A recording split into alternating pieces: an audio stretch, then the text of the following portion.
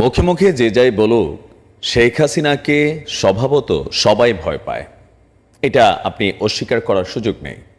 আর এই ভয়টা গত 1 থেকে 1.5 মাস যাবৎ অনেকটা নিভে গিয়েছিল। বাট হঠাৎ করেই তিনার যে ফোন আলাপটা সামনে আসলো, একের পর এক যখন ফোন আলাপ আসছে, সেখান থেকে তিনি চ্যালেঞ্জ ছড়ে দিয়েছেন, তিনি প্রধানমন্ত্রীর পদ থেকে পদত্যাগ করেননি। পাশাপাশি তিনাকে হটানোর জন্য একটা বিশেষ পরিকল্পনা, বিশেষ যজ্ঞের আয়োজন করা হয়েছিল। ভাইরাল ফোন আলাপে এমন যে কথাবার্তাগুলো আসছে, একটা লাইন খুবই ভাইরাল যে আমি সীমান্তের খুব কাছাকাছি আছি, চট করে বাংলাদেশে ঢুকে যাব।